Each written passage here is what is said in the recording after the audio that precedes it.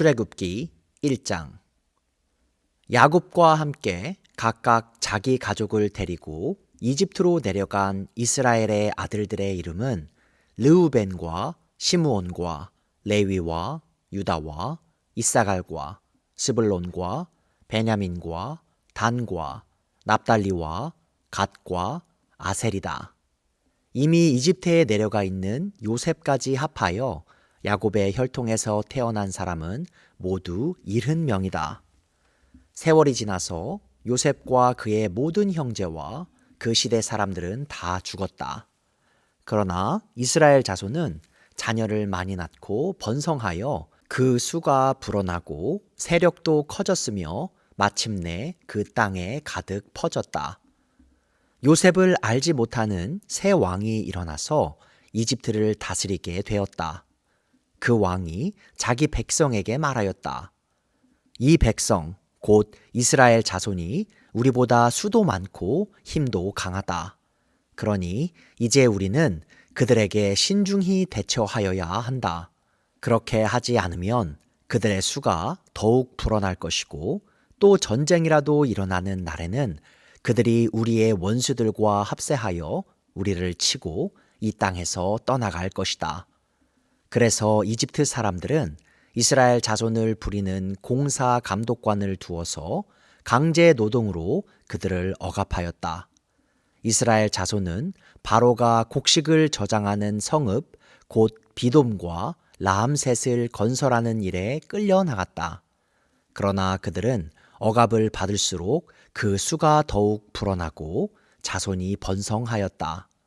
그래서 이집트 사람들은 이스라엘 자손을 몹시 싫어하였고 그들을 더욱 혹독하게 부렸다. 이집트 사람들이 흙을 이겨 벽돌을 만드는 일이나 반일과 같은 온갖 고된 일로 이스라엘 자손을 괴롭힘으로 그들의 일은 매우 힘들었다. 한편 이집트 왕은 시브라와 부하라고 하는 히브리 산파들에게 이렇게 말하였다. 너희는 히브리 여인이 아이 낳는 것을 도와줄 때에 잘 살펴서 낳은 아기가 아들이거든 죽이고 딸이거든 살려두어라. 그러나 산파들은 하나님을 두려워하였으므로 이집트 왕이 그들에게 명령한 대로 하지 않고 남자 아이들을 살려두었다. 이집트 왕이 산파들을 불러들여 그들을 꾸짖었다. 어찌하여 이를 이렇게 하였느냐? 어찌하여 남자 아이들을 살려두었느냐? 산파들이 바로에게 대답하였다. 히브리 여인들은 이집트 여인들과 같지 않습니다. 그들은 기운이 좋아서 산파가 그들에게 이르기도 전에 아기를 낳아 버립니다. 그래서 하나님이 산파들에게 은혜를 베풀어 주셨으며 이스라엘 백성은 크게 불어났고 매우 강해졌다. 하나님은 산파들이 하나님을 두려워하는 것을 보시고 그들의 집안을 번성하게 하셨다. 마침내 바로는 모든 백성에게 명령을 내렸다. 갓 태어난 히브리 남자 아이는 모두 강물에 던지고 여자 아이들만 살려두어라. 출애굽기 2장. 레위 가문의 한 남자가 레위 가문의 한 여자를 아내로 맞이하였다. 그 여자가 임신을 하여 아들을 낳았는데 그 아이가 하도 잘생겨서 남이 모르게 3달 동안이나 길렀다. 그러나 더 이상 숨길 수가 없어서 갈대 상자를 구하여다가 역청과 송진을 바르고 아이를 거기에 담아 강가의 갈대 사이에 놓아두었다. 그 아이의 누이가 멀찍이 서서 아이가 어떻게 되는지를 지켜보고 있었다. 마침 바로의 딸이 목욕을 하려고 강으로 내려왔다. 시녀들이 강가를 거닐고 있을 때에 공주가 갈대 숲속에 있는 상자를 보고 시녀 한 명을 보내서 그것을 가져오게 하였다. 열어보니 거기에 남자아이가 울고 있었다. 공주가 그 아이를 불쌍히 여기면서 말하였다. 이 아이는 틀림없이 히브리 사람의 아이로구나. 그때에 그 아이의 누이가 나서서 바로의 딸에게 말하였다. 제가 가서 히브리 여인 가운데서 아기에게 젖을 먹일 유모를 데려다 드릴까요? 바로의 딸이 대답하였다.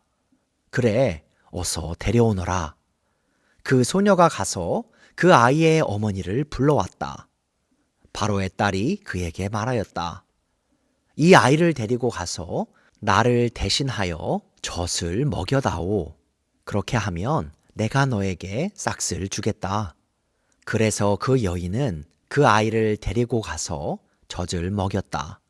그 아이가 다 자란 다음에 그 여인이 그 아이를 바로의 딸에게 데려다 주니 공주는 이 아이를 양자로 삼았다. 공주는 내가 그를 물에서 건졌다 하면서 그의 이름을 모세라고 지었다. 세월이 지나 모세가 어른이 되었다. 어느 날 그는 왕궁 바깥으로 나가 동족에게로 갔다가 그들이 고되게 노동하는 것을 보았다. 그때에 그는 동족인 히브리 사람이 이집트 사람에게 매를 맞는 것을 보고 좌우를 살펴서 사람이 없는 것을 확인하고 그 이집트 사람을 쳐 죽여서 모래 속에 묻어버렸다.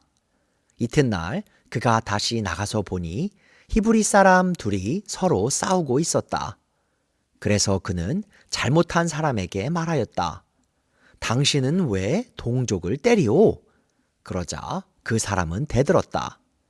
누가 당신을 우리의 지도자와 재판관으로 세웠단 말이오? 당신이 이집트 사람을 죽이더니 이제는 나도 죽일 작정이오? 모세는 일이 탄로난 것을 알고 두려워하였다. 바로가 이 일을 전하여 듣고 모세를 죽이려고 찾았다. 모세는 바로를 피하여 미디안 땅으로 도망쳐서 거기에서 머물렀다. 어느 날 그가 우물가에 앉아 있을 때이다. 미디안 제사장에게 7딸이 있었는데 그 딸들이 그리로 와서 물을 길어 구유에 부으며 아버지의 양떼에게 물을 먹이려고 하였다. 그런데 목자들이 나타나서 그들을 쫓아버렸다. 그래서 모세가 일어나서 그 딸들을 도와 양떼에게 물을 먹였다. 그들이 아버지 르우엘에게 돌아갔을 때에 아버지가 그들에게 물었다. 너희가 오늘은 어떻게 이렇게 일찍 돌아왔느냐? 그들이 대답하였다. 어떤 이집트 사람이 목자들의 손에서 우리를 구하여 주고 우리를 도와서 물까지 길어 양떼에게 먹였습니다. 아버지가 딸들에게 말하였다. 그 사람이 어디에 있느냐? 그런 사람을 그대로 두고 오다니 어찌 그럴 수가 있느냐? 그를 불러다가 음식을 대접해라. 르우엘은 모세가 기꺼이 자기와 함께 살겠다고 하므로 자기 딸 십보라를 모세와 결혼하게 하였다. 십보라가 아들을 낳으니 모세는 내가 낯선 땅에서 나그네가 되었구나 하면서 아들의 이름을 게르솜이라고 지었다. 세월이 많이 흘러서 이집트의 왕이 죽었다. 이스라엘 자손이 고된 일 때문에 탄식하며 부르짖으니 고된 일 때문에 부르짖는 소리가 하나님께 이르렀다. 하나님이 그들의 탄식하는 소리를 들으시고 아브라함과 이삭과 야곱에게 세우신 언약을 기억하시고 이스라엘 자손의 종살이를 보시고 그들의 처지를 생각하셨다.